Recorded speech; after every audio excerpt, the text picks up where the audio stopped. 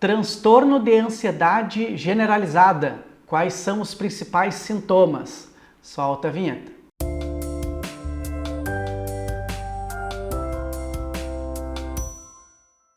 Tudo bem, pessoal? Dr. Matheus. Hoje, nosso segundo episódio. Estou aqui recebendo o Dr. Maurício Hoffman, psiquiatra, e a gente vai conversar um pouquinho agora sobre ansiedade, né, Maurício? E até antes de começar a gravação, a gente estava trocando uma ideia. Tem vários tipos de problemas de saúde que podem causar esse sintoma, essa angústia que as pessoas descrevem como ansiedade. Eu queria que tu explicasse a diferença entre um e outro para o pessoal entender o que são essas diferentes ansiedades, essas diferentes doenças que podem causar o mesmo tipo de sintoma.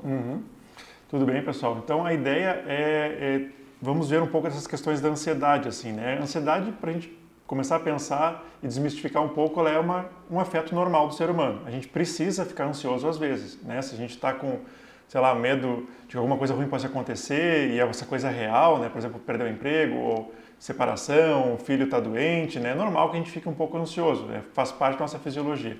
A questão da ansiedade é quando ela começa a transbordar. E aí a gente tem alguns tipos de ansiedade, como o Matheus estava falando. Então, um tipo bem comum na vida adulta de se ter ansiedade é o que a gente chama de transtorno de ansiedade generalizado. O que é isso? É um padrão de emoções que a pessoa normalmente tem. Ela também assim, tem momentos na vida que a gente tem mais e tem menos. Ela também é um transtorno psiquiátrico que flutua ao longo do tempo, que, né, a pessoa às vezes tem que estar pior e às vezes está melhor. Mas o que é isso?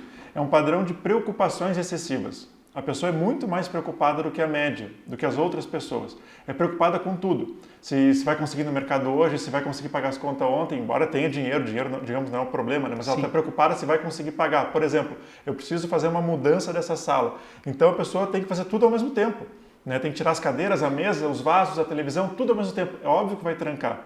Daí a pessoa fica o quê? Angustiada.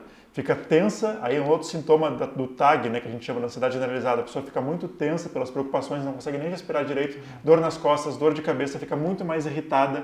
Então a pessoa com TAG, ela quer fazer essa mudança. Só que aí tu vai me dizer, Maurício, me faz um favor aqui. Eu tenho TAG, digamos, eu vou ficar muito irritado contigo, eu vou ficar frustrado, eu quero fazer aquilo e tu está pedindo para fazer isso. E a pessoa fica numa irritação absurda. Então, irritabilidade é um outro sintoma, né? Dor muscular, dor de cabeça e preocupações excessivas. O tremor ele não necessariamente vai ter, mas quando tiver uma crise, né, com um aumento de ansiedade. Então esse é o TAG que a gente chama, né? Quanto mais compromissos e a pessoa encher a sua agenda, mais sintomática ela vai ficar. Né? Isso tem tratamento também, normalmente com psicoterapia, às vezes com fármaco também, exercício. Agora um outro tipo de ansiedade que é menos comum do que essa, mas é bem grave, que é o transtorno do pânico. Sim. Né? Que é caracterizado por vários episódios de pânico, de crises de pânico, tá? Que eu já vou falar o que é. E a preocupação de ter aquilo de novo. Então, o que é uma crise de pânico? De repente, a pessoa começa a se sentir ameaçada, né? E começa a sentir uma angústia muito forte. Começa a ter, por exemplo, sintomas físicos e de pensamento, né? A pessoa, fisicamente, ela sente o quê? Palpitação, um sufocamento, às vezes tem um sufoco no pescoço, do nada, assim, né? Uma pressão no peito, vem tremor, vem sudorese, né? Vem esses sintomas físicos de pânico, como se tivesse um leão vindo te pegar, tu precisa fugir. Só que tu está aqui, está tudo certo, não tem nada ameaçando e a pessoa está sentindo aquilo. E tem uma coisa no pensamento que é, eu vou morrer, alguma coisa ruim vai acontecer, eu vou perder o controle. E às vezes a pessoa fica com esse sintoma muito forte. Normalmente essas crises duram alguns minutos, ela não dura muito tempo, mas a pessoa fica com medo de ter de novo, porque é muito intenso. Daí ela começa a não sair mais de casa, começa a reorganizar a sua vida, então começa a ter prejuízo. Isso que a gente chama de transtorno, né? São episódios recorrentes desses pânicos. Sim. E o medo de ter de novo e a disfunção na vida que isso causa. E tu comentou bastante desses sintomas físicos da síndrome de pânico e alguns parecem com problemas de tireoide. A gente nota que os pacientes com hipertireoidismo, tô com tremor, tô com o coração acelerado, tô baixando peso, né?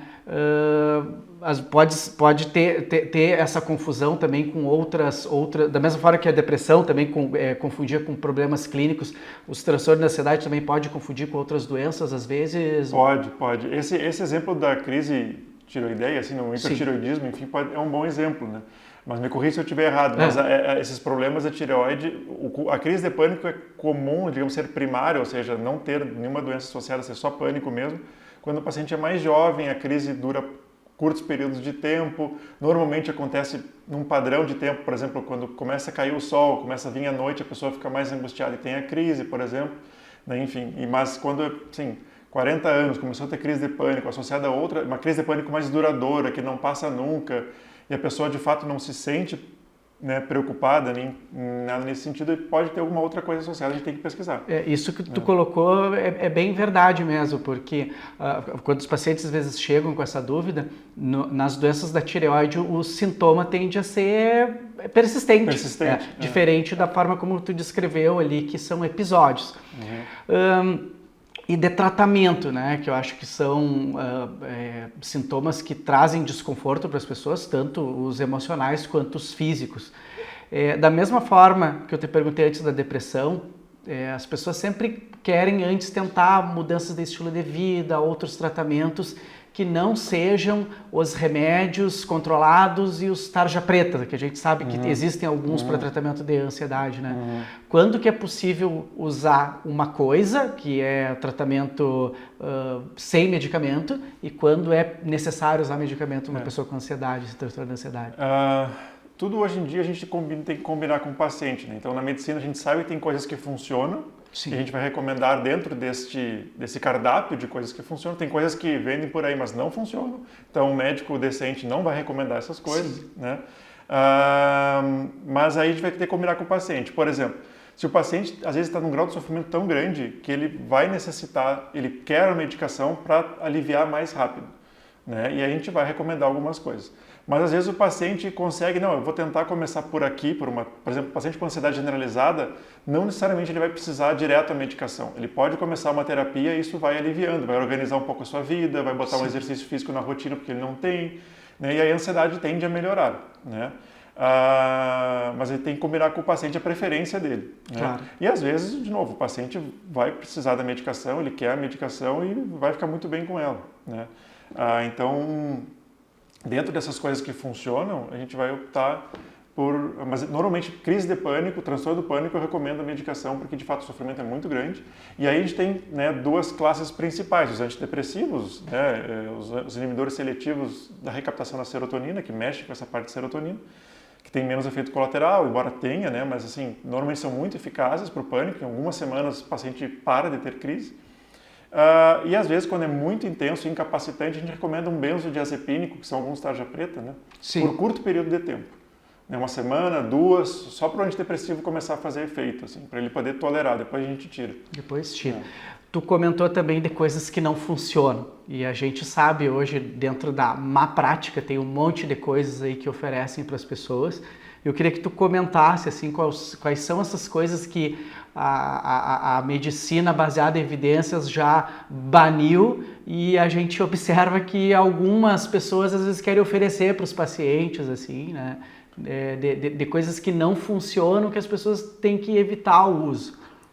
Tem algumas coisas hoje em dia, não digo que a medicina baniu, mas que de fato não tem evidência e talvez até faça mais mal, né? Que se recomenda algumas coisas assim, por exemplo, a cannabis, né? O canabidiol, com THC, enfim, é uma conduta médica que não é baseada em evidência. É baseada em algumas crenças, enfim, né? Alguns relatos anedóticos até, mas não é baseado em ciência, né? Assim, tem algumas revisões, alguns ensaios clínicos com ansiedade e, por exemplo, canabidiol, mas é assim, ansiedade no paciente oncológico. Sim. Aí, enfim, até tem esse efeito na dor e tal, mas, né, pode ter alguma coisa assim, mas daí vai melhorar por causa disso. Mas não melhora, não tem nenhuma evidência para pessoas com ansiedade ou pessoas com pânico, muito pelo contrário.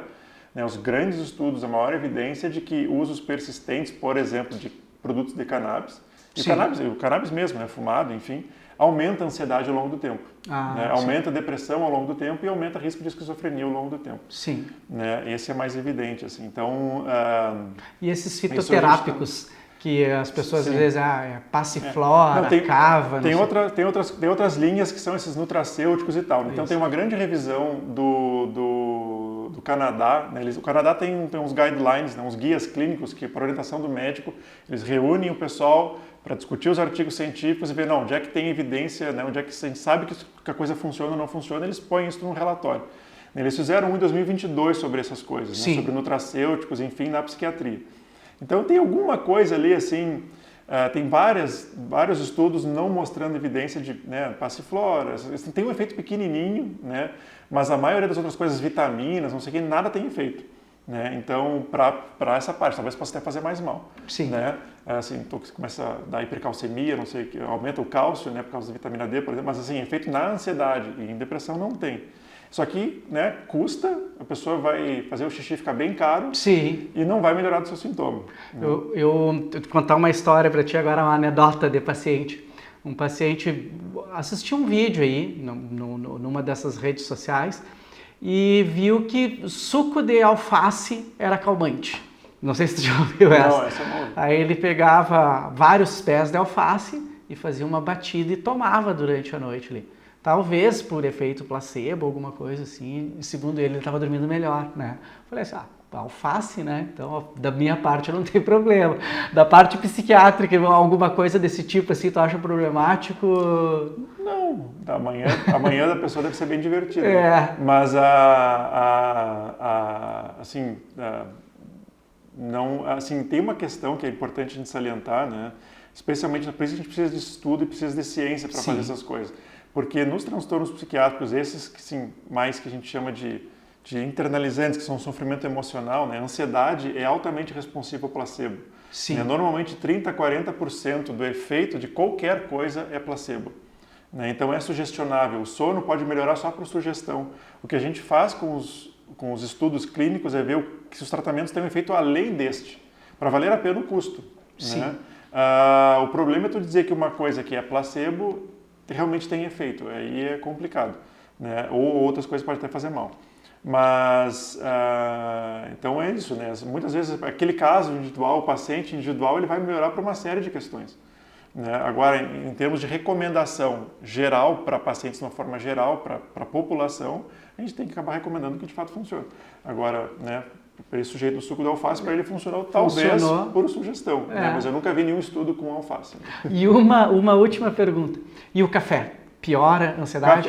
Isso é uma boa pergunta, na verdade, né? Então, assim, uma parte do tratamento do paciente que tem ansiedade, especialmente ansiedade generalizada, é ver essas questões, né? Estilo de vida, exercício físico é uma coisa importante, né? Porque a gente tem que dar uma direção para o batimento cardíaco, né? Ele vai acelerar naquele momento, depois ele fica bem, tudo regula. E o café é estimulante, chimarrão e tal, a gente recomenda o paciente não tomar depois das 3, 4 da tarde, assim. Então, tem pacientes com crise de pânico, inclusive, que só tirando o café eles melhoram. Né? Porque assim, eu tinha um paciente que tomava 1 litro de café por dia. E na entrevista a gente, isso aqui não está bem, né? Não está certo. 1 litro de café pode ficar psicótico, né? Pode até sair, tem um estudo pode até sair da realidade. Então, só tirando a cafeína, o estimulante, o paciente já melhora da ansiedade. Então, isso é uma coisa que tem que observar também, né? Tem que tirar esses fatores de risco, assim, que são mais visíveis, né? Tá com um problema no sono, mas tá tomando chimarrão às 8 da noite. Mas eu tomava, me fazia bem sim, só que agora tá com 40 anos, antes tu tinha 20, sim. Teu cérebro é outro, né? O cérebro da gente muda muito dos 20 aos 40, né? Ele não tá prontinho ali aos 18. Né? Sim. Então essas coisas tem que observar mesmo, né? Cafeína e tal, a gente tem que Tá ótimo. Então chegamos ao fim de mais um episódio da nossa série Além da Endocrinologia aqui com o Dr. Maurício Hoffman. Espero que vocês tenham gostado das informações. Quem gostou, curte, compartilha, se inscreve no canal, manda suas dúvidas e sugestões. Isso aí ajuda bastante a estar sempre produzindo conteúdo melhor para vocês. Um abraço e até a próxima!